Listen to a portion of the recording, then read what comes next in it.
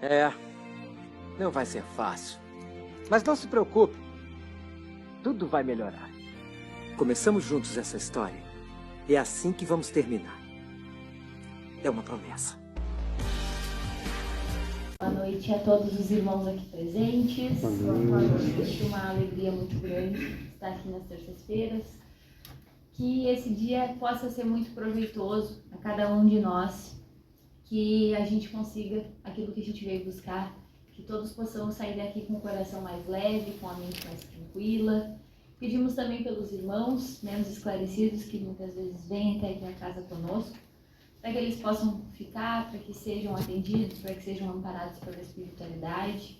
Pedimos também proteção ao expositor da noite, Fábio, para que tenha suas palavras iluminadas e que possa tocar a cada um de nós. Para a nossa harmonização, eu trouxe do livrinho Preces da Vida, de Lorival Lopes, a mensagem Querer Realizar. Meu Deus, tenho necessidade de amar, de agir, de fazer algo útil. Mas como amar sem amor? Como agir sem vontade de fazer? Para aumentar a vontade de realizar, venho a ti. Tu és a energia do meu querer fazer e querer amar. És a alma das coisas que eu faço, a qualidade com que as faço. Quando penso em ti, tudo caminha bem, progride, tem sentido. Sem a fé em ti, não consigo bem pensar e atuar. Por isso, Deus, peço-te que me guies, mostre-me o que fazer e como fazer. Penetra fundo na minha alma, remove os maus pensamentos, torna a realidade os meus propósitos de paz e progresso. Agradeço-te nesse instante de elevação e confio no amanhã. Obrigada, Deus, muito obrigada. Que assim seja.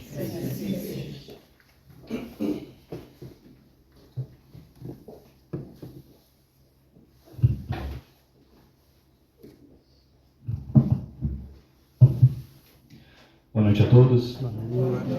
Os irmãos encarnados, desencarnados, que venceram o frio para estar aqui hoje.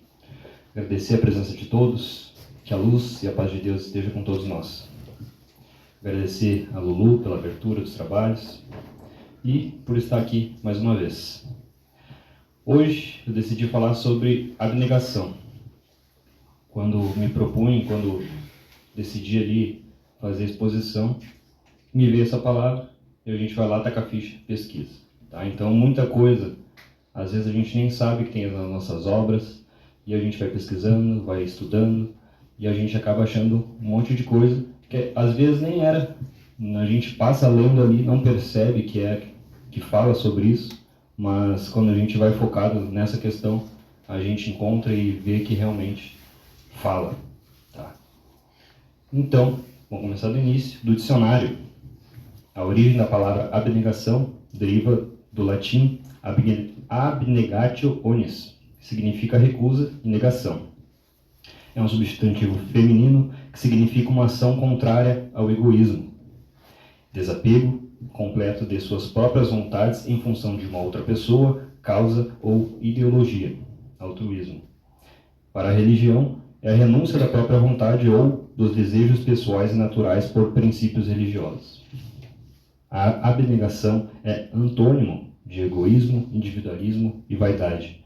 Então, é o contrário, né? A abnegação é a capacidade de renunciar aos próprios interesses em favor do bem do próximo, ou do cumprimento do dever sem esperar recompensas. No Espiritismo, a abnegação nasce do amor e principalmente da caridade.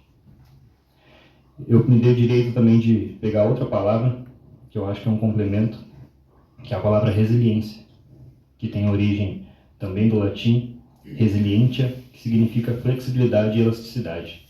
É um substantivo feminino que tem dos sentidos figurados a capacidade natural para se recuperar de uma situação adversa, problemática, uma superação, a capacidade de quem se adapta às intempéries, às alterações e aos infortúnios do estoicismo, e a tendência natural para se recuperar ou superar com facilidade os problemas que aparecem. Embora a resiliência não seja uma palavra muito usada, ela é uma palavra mais nova, né?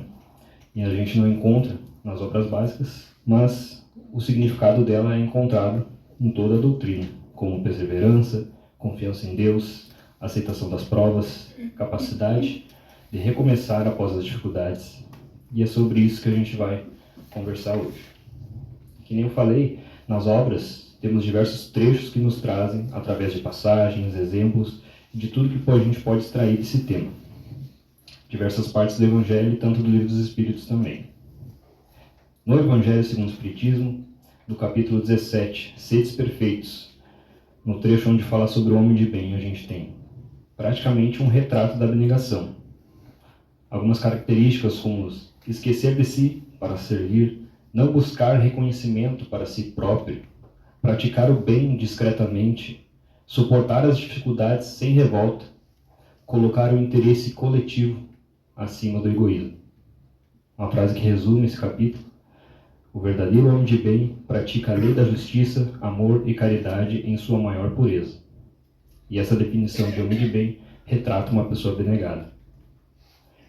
No capítulo 15, Fora da caridade não há salvação, tem um ponto forte sobre o assunto, onde a caridade não é apenas dar o bem material, mas é abnegar-se do orgulho, da vaidade, do egoísmo e começar a ouvir mais, perdoar mais, servir mais, compreender mais.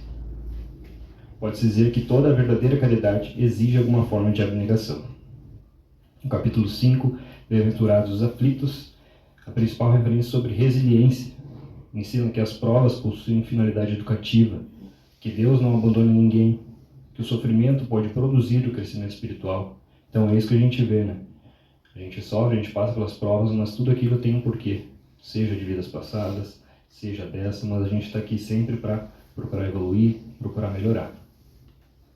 Não significa gostar do sofrimento, significa aprender com ele.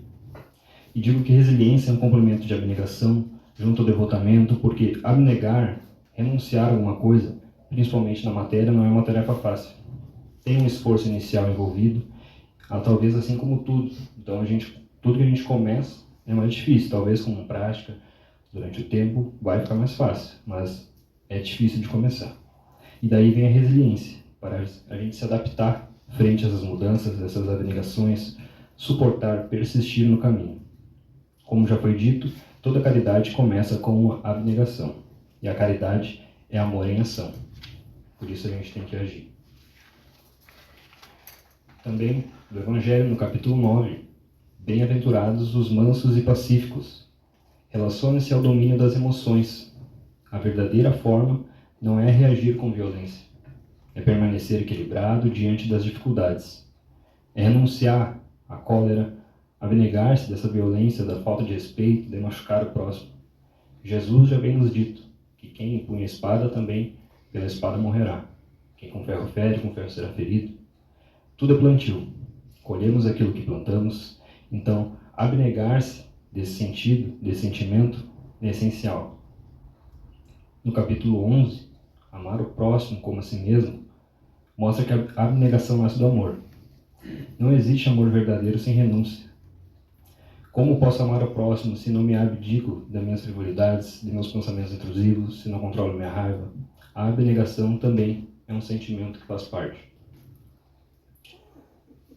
No Livro dos Espíritos, tem uma questão ali que fala, não é sobre a abnegação em si, mas a gente vê. Questão 625. Quem é o modelo que devemos seguir? A resposta, Jesus. E é claro, qual ser mais abnegado que passou pela terra senão Jesus? O homem reconheceu sua missão, abnegou-se da sua vida por todos nós, para que a gente pudesse estar aqui hoje, estudando, refletindo, buscando seu exemplo. Nenhuma figura representa melhor esses dois temas, abnegado e resiliente. Vários exemplos. Seja, a vida de Jesus foi um exemplo, mas mesmo ele sendo mestre, ele lavava os pés dos discípulos. É uma abnegação do orgulho, do ego. Hoje em dia é muito difícil se ver isso. O perdão na cruz, Pai, perdoa-lhes porque não sabem o que fazem. O maior exemplo de resiliência moral. No jardim, quando ele estava angustiado, porque ele sabia que viria pela frente, mesmo angustiado, permanece fiel à missão, resiliente mediante toda a sua abnegação que foi sua vida. Sem comparação, nós podemos citar Chico Xavier, também um exemplo moderno desses temas. Chico perdeu a mãe desde cedo, nunca perdeu sua fé, sempre manteve resiliência. Durante décadas foi perseguido, ridicularizado, acusado, ofendido. Jamais respondeu com agressividade. Foi abnegado. Doou praticamente tudo para obras existenciais. Um exemplo concreto de abnegação. Abnegou-se de seus bens materiais. Trabalho mediúnico, mais de 450 livros, atendimento a pessoas por décadas, mesmo doente, cansado, sem cobrar. E tem uma frase que sintoniza esses sentimentos. Embora ninguém possa voltar atrás e fazer um novo começo, qualquer um pode começar agora e fazer um novo fim. É uma frase atribuída a Chico. Não se sabe se foi ele mesmo que falou, mas é muito relacionado. Chico foi um exemplo de abnegação, onde se doou a vida inteira em prol do próximo, lembrando do termo do dicionário sobre abnegação, que seria uma ação contrária ao egoísmo, ao desapego completo das suas próprias vontades em razão de outras pessoas, causas ou ideologias. E com todo esse embasamento que eu falei, toda essa teoria, todos os exemplos, o que a gente consegue ver? O que sustenta uma pessoa quando a vida exige dela mais do que ela imaginava que pudesse oferecer? A abnegação e a resiliência. A abnegação responde à pergunta: o que estou disposto a oferecer?